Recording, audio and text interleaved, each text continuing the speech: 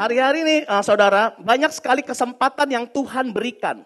Sekali lagi, hari-hari ini di masa sulit ini kata orang ya, di masa sulit ini kata dunia, banyak kesempatan yang Tuhan berikan dalam hidup kita. Tetapi kenapa seringkali kita anak-anak Tuhan tidak mengambilnya karena takut gagal.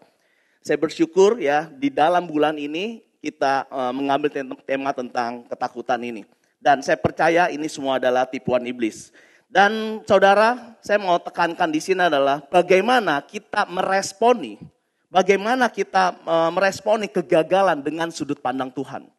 Sekali lagi, seringkali kita lebih takut gagal daripada takut tidak melakukan kehendak Allah.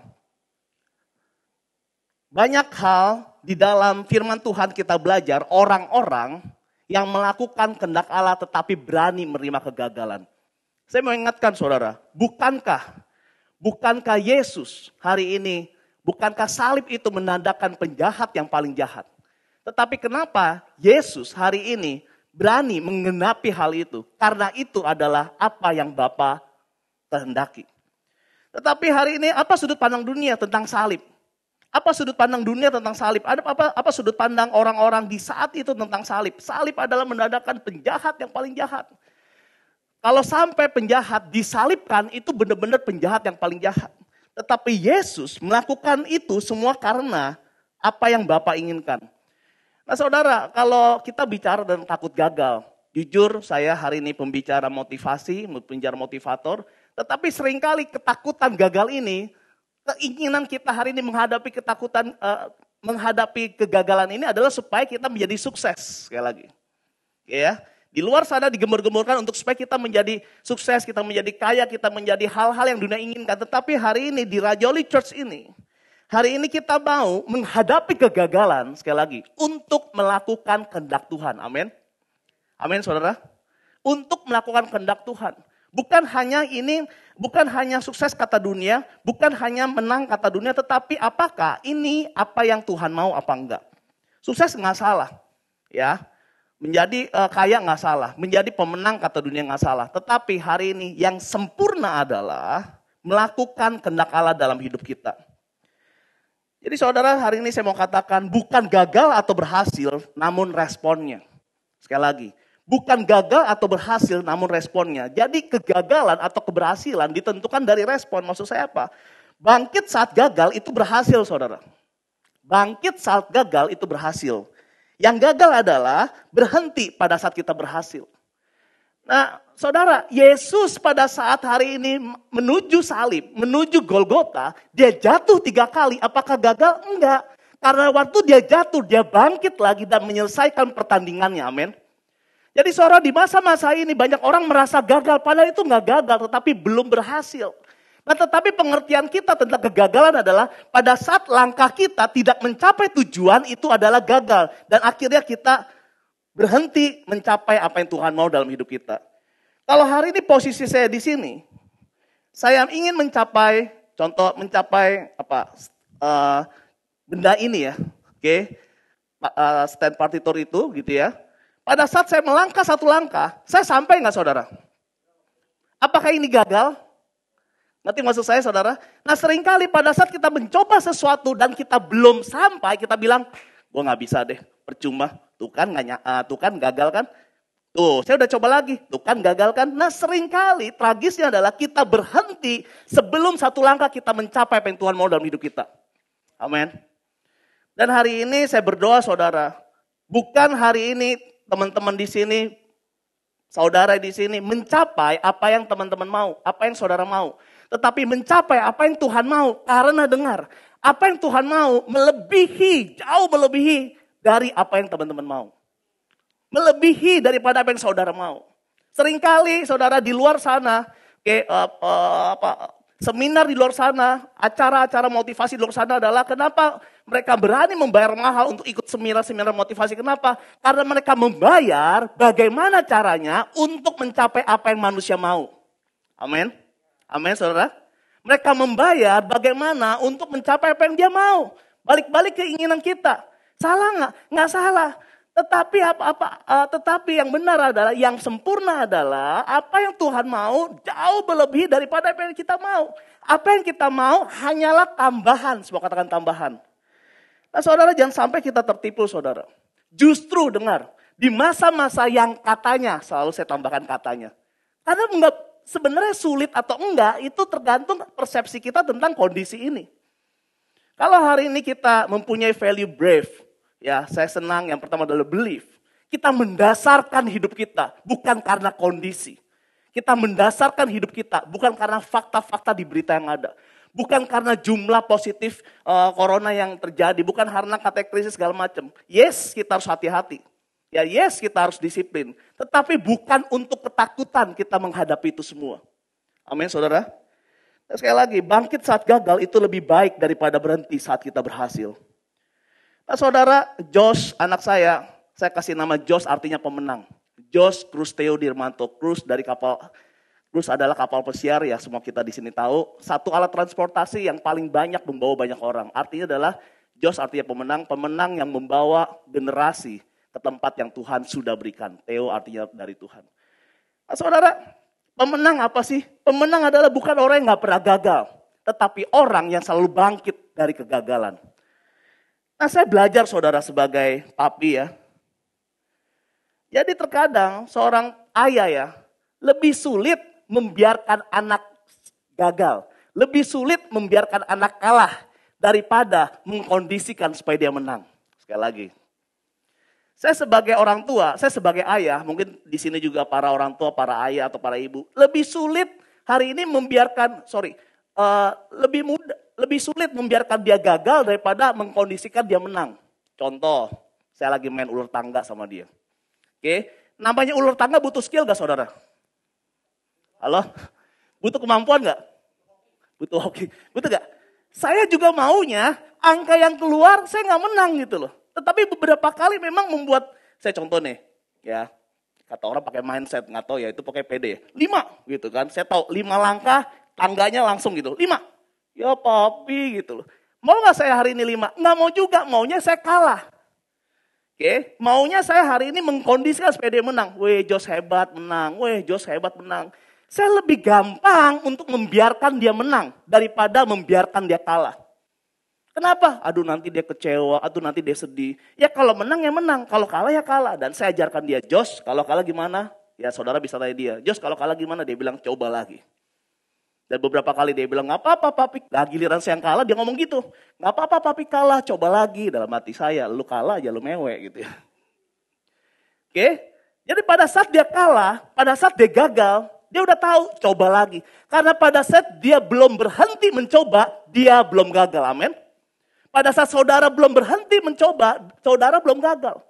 Yesus yang adalah Tuhan, Yesus yang adalah Raja dari segala raja, Yesus yang luar biasa sekali. Dia jatuh pada saat mengangkat salib. Tetapi apakah dia gagal? Tidak, karena dia bangkit. Apapun kegagalan saudara di masa lalu saudara. Ingat ya, masa lalu bukan tahun lalu, masa lalu bukan 5 tahun lalu, masa lalu tadi juga masa lalu. 5 menit yang lalu itu masa lalu. Nah saudara, seringkali kita nggak berani melangkah karena kita terbeban kepada masa lalu. Karena kita terhambat kepada masa lalu. Dengar, orang yang hidup di masa lalu pasti hidup dalam penyesalan. Meskipun gagal, meskipun berhasil pasti penyesalan. Kalau gagal, kenapa ya saya lakukan itu ya? Kalau berhasil, mesti saya bisa lebih lagi. Orang yang hidup di masa depan pasti dalam ketakutan. Karena kita nggak pernah tahu besok gimana. Karena kita nggak tahu minggu depan gimana. Karena kita nggak tahu tahun depan gimana. Orang yang hidup di masa kini adalah orang yang hidup penuh dengan sukacita. Why? The present. The present adalah today, the present adalah saat ini, the present adalah hadiah. Nah saudara dengar. Orang-orang yang seringkali gak bisa mendapatkan apa yang Tuhan mau. Karena orang-orang yang selalu melihat di masa lalu dia. Yang biasanya manusia, dengar ya. Manusia terbiasa susah mikir yang mudah, mudah mikir yang susah. Gampang mikir yang negatif, gampang mikir, sulit mikir yang positif. Gampang mengingat kegagalan, sulit melihat keberhasilan. Saudara, yang katanya gagal sebenarnya adalah proses menuju keberhasilan. Nggak ada orang yang langsung berhasil. Semua butuh proses, tapi seringkali kita berhenti. Apapun kegagalanmu. Saya senang ya, Ensoya kembali produksi. Oke, waktu dia muncul lagi bukan masalah Ensoyanya gitu ya, maksud saya Saya bilang kepada ownernya gitu ya, di sini ada gitu ya. Saya bilang, ayo coba lagi. Saya tahu sulit, saya tahu hari ini mungkin kalau mau nambah produksi bla bla, tetapi setidaknya coba apa yang dia bisa. Oke, dan pada saat muncul, meskipun saya bukan ownernya, tapi saya senang. Karena yang katanya gagal adalah proses menuju keberhasilan. Jadi nggak ada gagal selama kita terus mencoba. Pencipta lampu itu tidak gagal. Pada saat sebelum dia menemukan ribuan kali. Dia ribuan kali gagal sampai menemukan bahan yang cocok untuk lampu. Apakah dia gagal? Tidak. Dia berhasil menemukan bahan-bahan yang gak cocok untuk lampu. Saya senang juga Naomi kembali eksis gitu ya. Untuk di daerah Muara Karang, Pik dan sekitarnya. Ya mungkin belum bisa untuk buka di store. Mungkin belum bisa untuk buka di outlet bla bla bla. I don't care. Tetapi setidaknya bangkit. Dan itu akan belajar. Dan itu menjadi sesuatu hal yang gak pernah kita bisa. Gini, orang bisa mengambil apa yang kita punya. Tapi orang gak pernah bisa mengambil apa yang kita alami. Saya ulangi. Orang bisa mengambil apa yang kita punya. Tapi orang gak pernah bisa mengambil apa yang kita alami. Justru dengar saudara. Yang paling berharga adalah yang kita alami ini. Yang katanya orang hindari ini. Yaitu apa? Proses menuju keberhasilan. Yang kata orang gagal. No. Itu yang paling mahal karena itu gak bisa diambil. Itu yang paling berharga karena itu berbicara proses. Nah, saudara dengar, justru di saat pandemi inilah anak Tuhan muncul sebagai jawaban. Bukankah Daud kelihatan pada saat ada Goliat? Bukankah Yusuf baru dicomot dari penjara pada saat ada mimpi Firaun yang susah diartikan? Bukankah begitu banyak orang, Daniel di Alkitab segala macam lagi, tokoh di Alkitab, kapan mereka muncul? Kapan Paulus dibawa ke rumah kepala penjara untuk hari ini membaptis kepala penjara dan keluarganya pada saat Yusuf ada di tengah-tengah penjara dan Yusuf mempunyai respon yang benar yaitu memuliakan nama Tuhan pada saat dia menderita. Apakah penjara itu gagal? Saudara dengar, yang katanya hari ini saudara gagal, mungkin biasanya itu adalah alat untuk memperlihatkan kasih Tuhan dalam hidupmu. Amin saudara.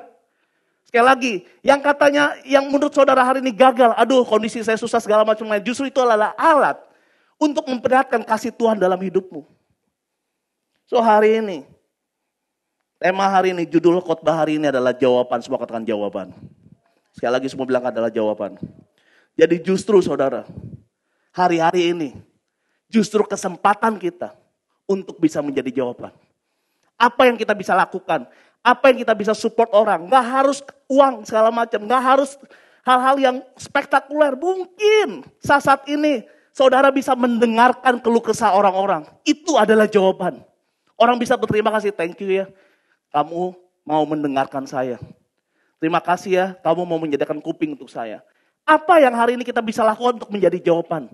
Dan pada saat dengar, pada saat kita jadi jawaban, biasanya yang selama ini kita khawatirkan, yang selama kita kecewa, yang selama ini kita hari ini stres segala macam, biasanya kita udah gak pikirin lagi. Kenapa? Kita sibuk untuk menjadi jawaban. Dan hal-hal yang kita khawatirkan Tuhan jawab. Nah saudara, saya akan bagikan tentang filosofi kunci. Ya, semua katakan kunci. Ada 3 hal yang saya akan bagikan tentang filosofi kunci ini.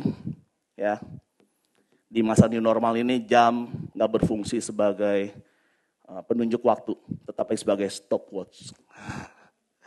Oke, stopwatch. Saya setuju dengan Pastor Andre minggu lalu katakan tentang ketua kelas ya. Memang ya Pastor Andre ini Pak Gembala kita, kalau nggak ranking 1, ranking 2, ranking 1 lah biasanya. Ranking 3 digebukin namanya. Ya. Jadi kalau citra dirinya nggak pulih gitu loh, minder teman sama dia. Jadi dia minggu lalu cerita Pastor Andre tentang melakukan kehendak daripada gurunya untuk mengambil buku di ruang guru. Nah saudara, ada nggak kemungkinan Pastor Andre mengambil buku yang salah? Ngerti maksud saya? Ada nggak dia gagal mengambil buku yang salah? Tapi pada saat dia mengambil buku yang salah, dia mengambil buku yang salah dan dia memberikan kepada gurunya bilang apa? Bukan yang ini. Terusnya gurunya bilang apa? Ambil lagi. Ngerti maksud saya? Halo? Jadi yang kita pedulikan adalah selama itu adalah kehendak Bapa, lakukan aja. Come on. Seringkali kita lebih memikirkan kegagalan kata manusia daripada apa yang Tuhan mau dalam hidup kita. So, akhirnya kita mencapai keberhasilan. Nah, ini menarik. Keberhasilan kata manusia tetapi bukan keberhasilan kata Tuhan. Dan kita nggak kemana-mana dalam hidup ini. Karena hidup kita dipenuhi dengan takut penolakan. Orang-orang yang takut penolakan pasti takut gagal. Karena apapun yang dia lakukan, orang itu seneng gak sama gue ya. Aduh, gue lakukan ini. Iya, dia seneng. Jadi dia happy kalau orang lain terima. Dia sedih kalau orang lain tolak. Kesian banget orang hidup yang kayak gini. Orang-orang yang hidup dari apa kata Tuhan, hidupnya aman. Karena jelas, apa kata Tuhan? Haleluya. Live IG lagi. Sorry ya. Kenapa saat ini? Gak bisa di-cut kan? Yohan seneng kalau saya kayak gini ya. Oke. Ya.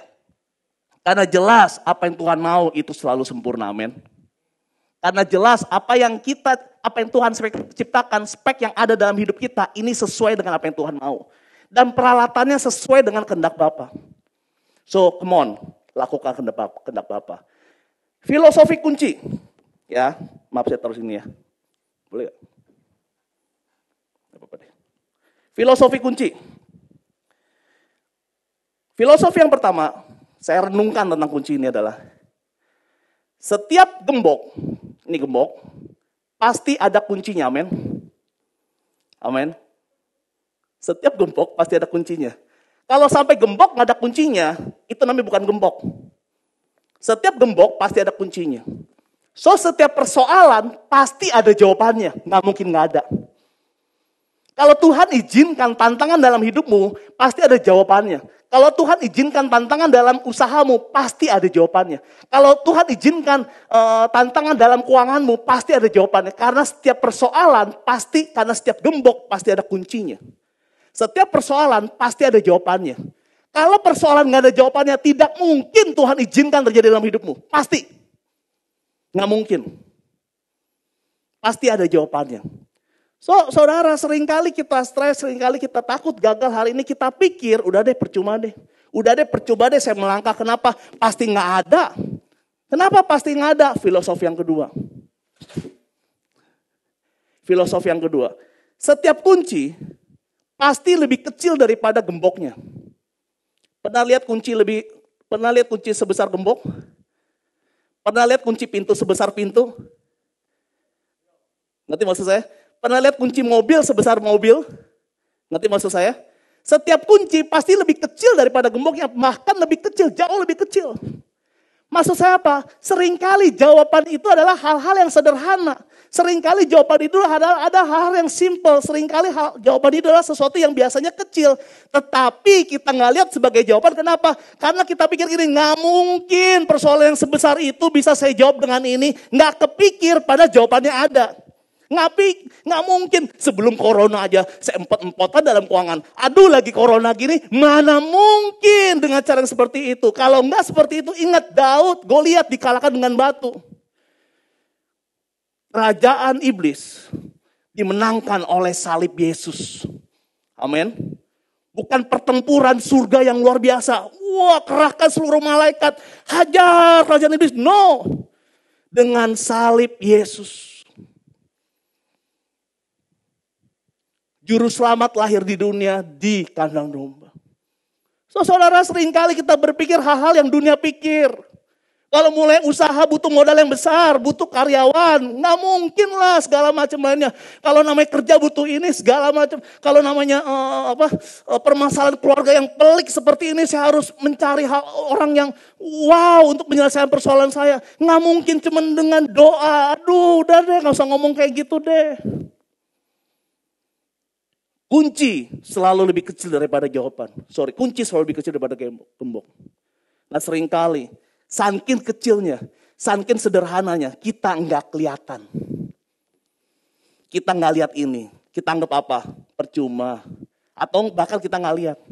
Makanya pada saat Musa pegang tongkat dan Tuhan minta Musa untuk membebaskan bangsa Israel, Musa bilang ini, aku nggak punya apa-apa. Dia sambil pegangin tongkatnya sambil bilang ini, aku gak punya apa-apa. Aku gak punya apa-apa. Aku gagap. Aku tua, umur 80 tahun waktu itu. Dia pegang sesuatu yang dia punya. Saudara-saudara pegang sesuatu yang saudara punya untuk jadi jawaban persoalanmu. Tapi saudara seringkali kita bilang apa? Aku nggak punya apa-apa. No, engkau lagi pegang jawabannya. Amin. Nah yang terakhir filosofi kunci. Tujuan kunci, ini yang saya baru dapat rema banget dan ini membebaskan hidup saya. Dan membebaskan banyak orang yang hari ini saya sampaikan hari ini. Saudara, fungsi kunci untuk apa, saudara? Bugem, fungsi kunci untuk apa? Buka apa? Buka gembok ya. Kira-kira kalau gembok ini lagi nggak kunci koper kita, betul ya? Atau nggak kita lagi nggak mau masuk, lagi tidak mau masuk ke ruangan kita, ya oke? Kita cariin kunci gak? Jadi kunci fungsi untuk apa? Membuka sesuatu di balik gembok ini, amin. Amin, saudara. Jadi bukan masalahnya, tujuannya bukan gembok ini, tetapi dunia selalu berpikir apa gemboknya. Bukan Goliatnya, tetapi rajanya. Bukan mimpi Firaunnya, tetapi perdana menterinya. Bukan salibnya, tetapi keselamatannya, amin. So dengar saudara, kalau saudara hari ini diizinkan ada persoalan. Ada sesuatu di balik itu semua. Bukan gemboknya, tetapi ada isi di kopernya itu. Bukan pintunya, tetapi pada saat kita masuk ke ruangan, kita bisa tinggal dalam rumah itu. So, tujuan kunci. Bukan untuk membuka gembok sebenarnya. Tujuan kunci adalah menikmati sesuatu yang di belakang gembok ini. Amin. So, hari ini kalau ada persoalan izinkan dalam hidupmu, yang kau bilang, aduh gimana ya. Please, jangan fokus kepada persoalannya. Tetapi janji Tuhannya, saudara. Amin. Janji Tuhan itu membuat Paulus rela di penjara. Kenapa? Nggak pusing. Yang penting kehendak Allah, firman Tuhan harus disebarkan. Justru di tengah-tengah penjara Paulus dan teman-temannya bisa menyanyikan lagu menyembah Tuhan dan dilihat oleh seluruh penghuni penjara. Saudara, please. Firman Tuhan ingatkan, jangan tertipu dengan apa yang dunia mau. Yang dunia mau hanyalah yang penting gembok gua kebuka deh, udah deh gak usah banyak ngomong deh. Pak Pendeta deh. Kalau lagi konsultasi gimana nih solusinya? No, gak kayak gini. Tetapi hari ini baiklah kita memikirkan kehendak Allah terjadi dalam hidup kita. Amin, saudara. So bukannya masalah solusi keuangan gue supaya beres gimana deh, hubungan saya supaya beres gimana. Tunggu dulu apa yang mau Tuhan lakukan dalam hidup kita yang lebih lagi daripada gembok ini, saudara. Amin. Dan selalu ada. So di masa-masa pandemi ini, please. Di masa-masa pandemi ini, please. Renungkanlah apa yang Tuhan mau dalam hidupmu. Ini kesempatan kita, saudara. Untuk menjadi jawaban. Tuhan kita ahli, bukan Tuhan kita.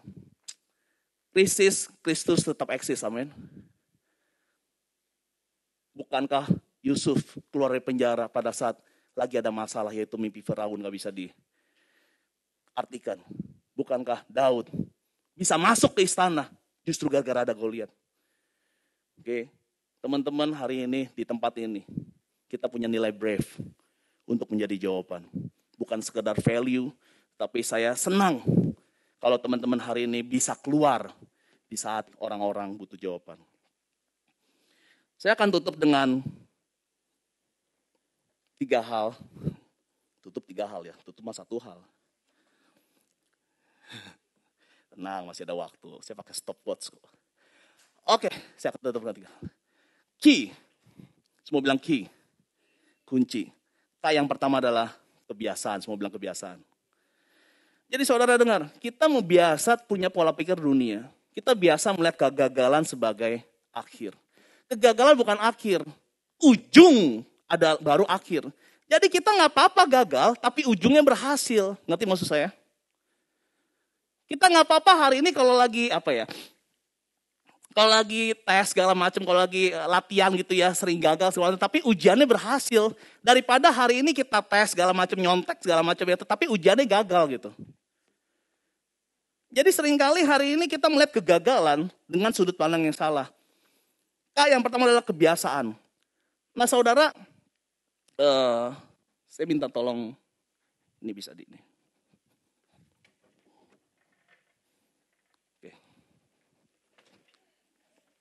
Kenapa sih sesuatu yang disentuh saya jatuh, pecah, cukup. Oke. Jadi yang kayak gini ini sering saya alami, saudara. Jadi saya pas banget ya, Pastor Andre kasih topik saya tentang kegagalan. Aduh. Oke. Nah saudara, tentang kebiasaan, ternyata kita bukannya belum berhasil. Kita bukannya tidak berhasil, tetapi kita belum biasa aja. Karena sulit sekali kita hari ini mengubah pola pikir yang terbiasa yang kita bawa dari kecil. Yang saya perhatikan adalah kendalanya, tantangan paling besar adalah di pola asuh. Kita terbiasa melihat, uang sebagai raja.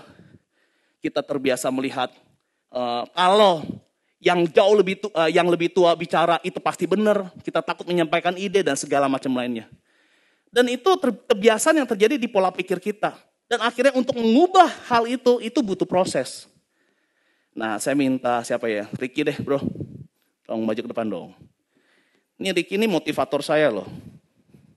Saya tuh kalau lagi down gitu saya nyari Ricky sini bro. Dia tadi pagi.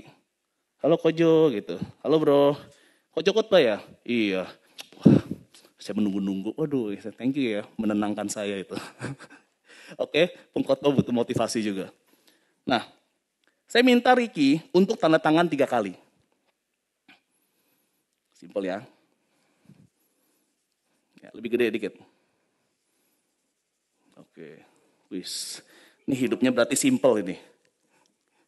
Oke, gimana perasaan pada saat tanda tangan ini? Perasaan kamu pada saat tanda tangan gimana? Antusias, biasa, simpel, apa hal yang buru-buru gak? Antusias, apalagi? Buru-buru apalagi? Pede gak? Oke, sekarang tanda tangan lagi. Tunggu dulu, pakai tangan satunya lagi. Ya. Oke, silakan bro. Pakai tangan satunya lagi. Iya. Iya.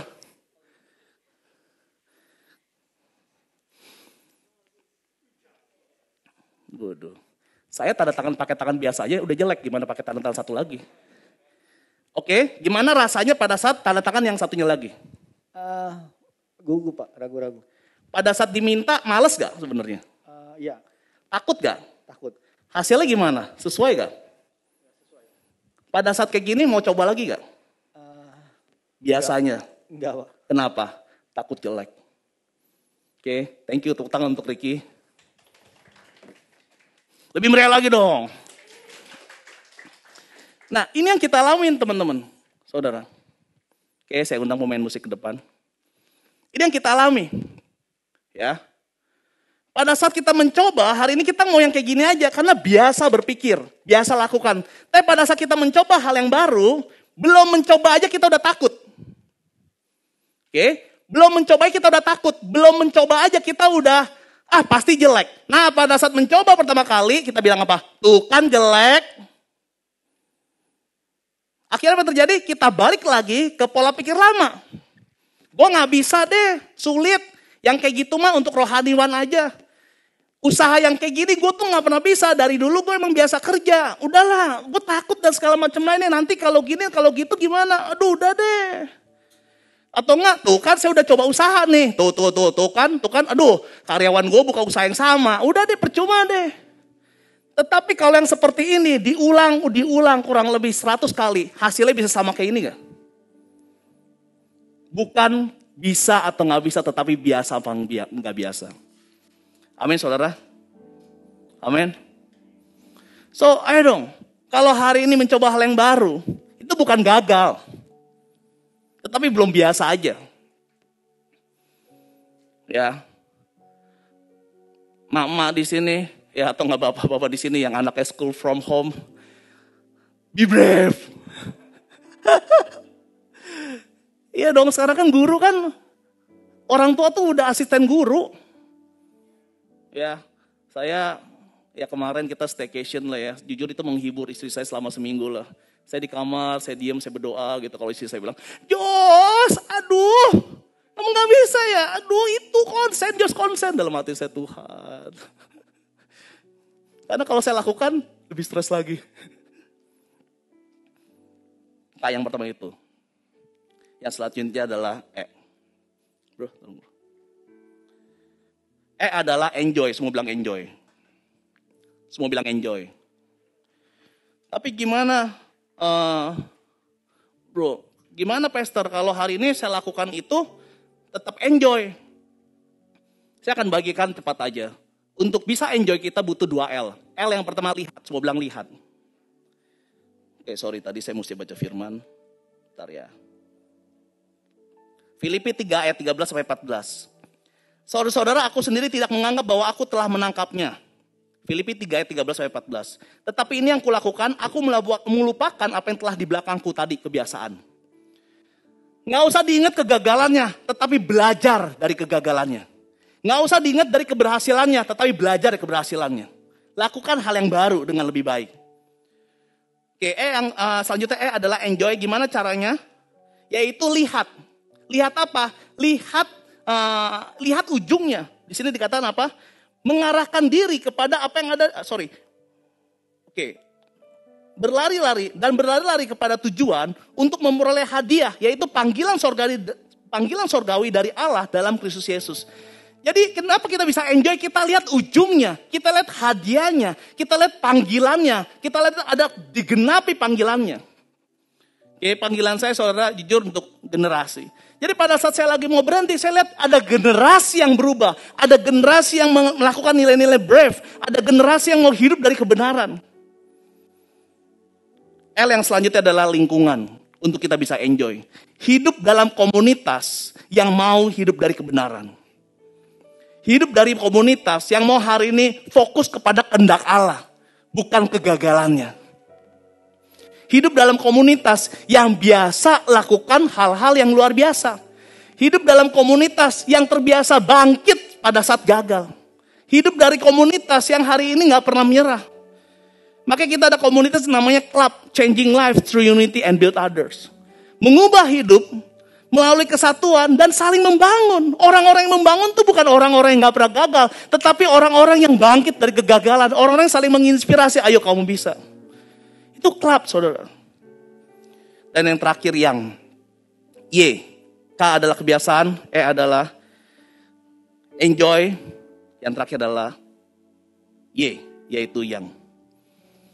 Oke, saya undang WL Singer untuk bantu saya. Oke, semua ikutin saya ya, kan terakhir kan. Kalau Kak, semua tangan kanannya maju. Oke, Kak. Sekarang yang, semua bilang yang. Siap ya? 1, 2, 3. Yang digoyang yang. Y. Yang adalah yang mana? Teman-teman dengar. Orang-orang yang bisa jadi jawaban adalah orang-orang yang fokus dengan yang ada, yang dia bisa, yang dia punya.